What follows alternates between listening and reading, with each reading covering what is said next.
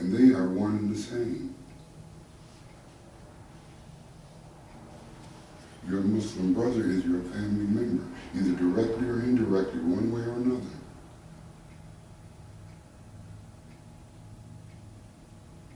Once we get into the process of putting all our problems in the hat, reaching in and pulling out a problem and praying and working on that problem until that person's problem is solved, then the next one, till it's solved, then the next one.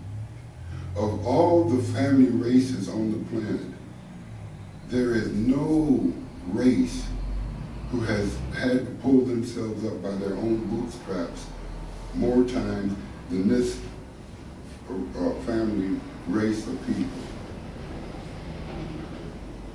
What has happened is we've gotten tired. We've gotten beat down. They've taken everything from us, and the last thing they're going for is our faith.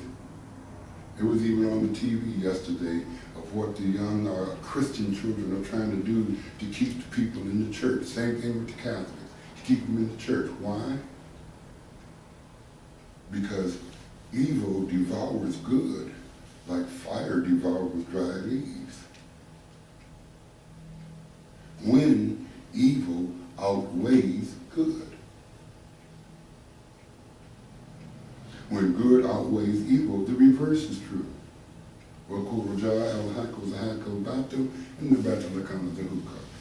When good, truth comes, falsehood vanishes. For falsehood is designed to vanish when truth comes. So if you step into a place and you are Allah's representative of the truth with the Quran and the knowledge and your Shahada, falsehood is supposed to vanish. If it's not vanishing, what's wrong? I'll tell you, number one, what Musa alayhi salam said. He said, Wa Allah ta'lu Allah inni atikum bi sultanin mubin. And be not arrogant as against Allah, for I come to you with what? A sultan mubin. A clear authority. If your Islam does not affect the dunya, you got work to do. Big work. Sultan Mubin means that whatever authority you have becomes manifest in the social order of the world, literally. Mubin, the closest English word, manifest. That means this is manifest. It's right here now.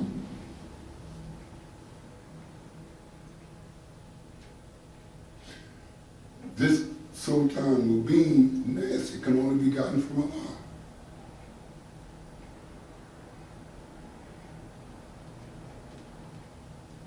If he gave it to the prophets, that means we can achieve it. One of the things we know about the Quran is when Allah gave something specifically to Rasulullah sallallahu, he made it clear. This is for you, not the rest of the Muslim population. You own it. So whenever he mentions a prophet and he doesn't zero in and say that this is only for this, then we can reach that level. Because in another place, Allah says, had there been angels on earth, I would have sent an angel as a prophet. But could you imagine what argument we would have if Jibreel alayhi salam, who came down, one of his feathers weighs 77,000 tons, so that means his wings go from horizon to horizon. And this is a messenger that Allah sent us, we'd freeze. Not a human being would move for fear of such a creature. But what makes it possible? What makes you think you can do it? Because another man did it. All you got to do is watch NBA and you see Michael Jordanologists all over the court, everybody trying to imitate him. Why? Because that's within the boundaries of what you believe you're capable of. So Allah raises humans. You see somebody, oh, I like that. Okay, I'm going to activate that. That's not a bad idea.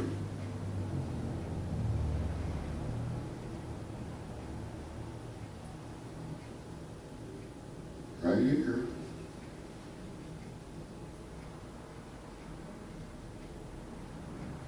So we are bringing the tribulation down upon ourselves because we cannot find a way to come together to solve problems. I'm not saying it's not good to come together to give Jama'ah. I'm not saying it's not good to come together to visit the homes and so forth and so on. I'm not saying that. However, there is a priority in Islam. You cannot give gifts if you owe money. You got to pay your debt before you can give out a gift. So we can't even barely give charity out beyond these walls because we can't give charity amongst ourselves, amongst the Muslim Brotherhood. And we're supposed to know when our brother needs help without him having to ask. That statement's in the Quran. Allah said, give to those who ask and those who for some reason are forbidden from asking. Then there's another statement about those whom Allah say that you think they are rich because they don't ask. You think that because of what Allah gave them, they got money. Big buck. No. That doer. Rabbana la tu'akhidhna in nasina aw akhtana. Oh Allah, forgive me if I made a mistake or missed my mark. Why? Because the believer is thinking of Allah and what Allah may have for him up in there. So he's looking for his mark. He's looking for what Allah put out. What does Allah say on Jummah? And when the salat is finished, then go through the land and seek Allah's pleasure and what? Remember Allah often so that you may be successful. So whatever you prayed for here, when you step out that door, if you ain't found it by the time Arsa comes in, Rabbana la tu'akhidhna in nasina aw akhtana. Oh Allah, forgive me if I made a mistake or missed my mark, because what I asked you for in Jummah, I can't find. And if you think Allah ain't listening, He's listening. If you think Allah has stopped answering du'as, oh no, He still answers.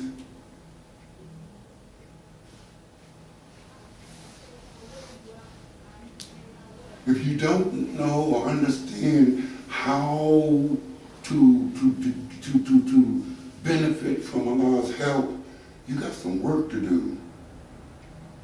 Because Allah is constantly helping us, seeking ways to have mercy upon us to improve us.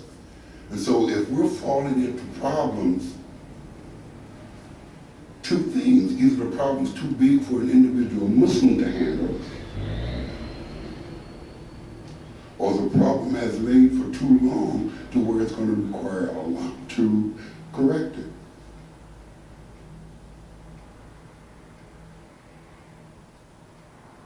But I use this here to keep my papers in.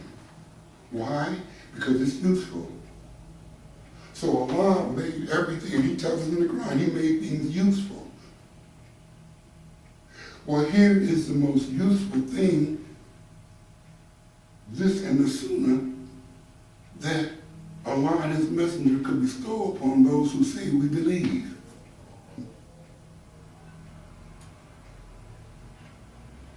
It is a mercy. It is a message. It is a warning. It is a dhikr. It is a remembrance. But it is also a weapon. What does Allah say? If He had to put this Quran on a mountain, the mountain would have been reduced to powder for fear of Allah. The fact of the matter is, Allah did ask the mountains and the earth and the sky if they wanted the Khalifa. And they said no. We took it on. We told Allah that we would accept the Khalifa. We would accept the authority over his domain. So the Quran is the instructions that Allah sent down to his caliphs, whose duty it is to enjoin the good and what? Forbid the evil.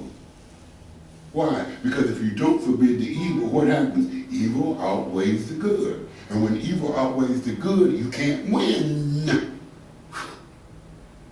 Not as believers, you can't win. We have allowed the situation to get so out of hand, we can't win. It's like the score is 105 to 84, and you got 15 seconds before the end of the game. It's over.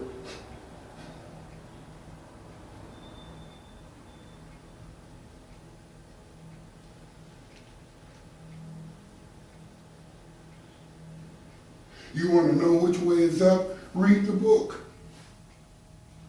This is the only thing that will tell you which way is up.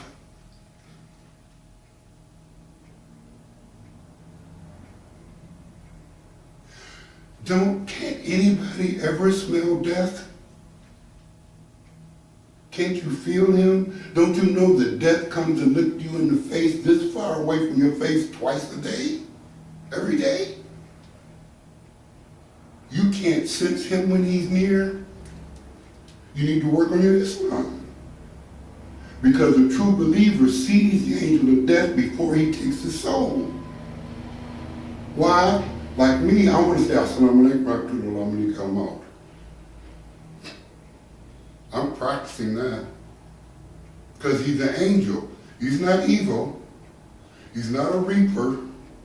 None of that. He is an maliki, who has accepted a duty and a job from Allah subhanahu wa ta'ala, and when it's over, he'll be returned to his original state.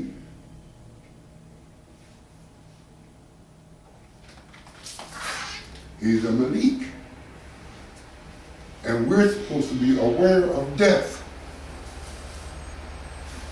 So when you don't know when the angel of death is around, you've got some work to do. When you don't know when you're on death ground, you've got some work to do. If you've never been on death ground before, you have to be able to feel that. Because the first time on death ground, you can panic and become an instant coward. Or an instant hero. We're talking about death ground. Now, those of us who've been in combat, we know what death ground is. Those of us who've been in gangs and stuff kind of have an idea of what death ground is, and the adrenaline rush you get from being on it is outrageous. Nevertheless, that has to be controlled on death ground. We have to have our wits about us on death ground. Because we don't know whose name Malik al-Maut has on his list. Because he's coming to there, because that's his territory. We're not even supposed to have a hair's wrinkle of fear or anything about death. Because we died when we gave the Shahada. When we gave the Shahada, we gave up all rights on this body, mind, heart. We gave it up to Allah. And Allah says we're supposed to be rejoicing in this bargain we made with him. Why are we rejoicing? What's causing us not to rejoice in this bargain that we made that will give us eternal bliss? What's the missing factor? Each one of us is the brick that holds down the post together the wall, or we wouldn't be here. Each one of us is able to hold that post, or Allah would not have opened a way for you to be here now.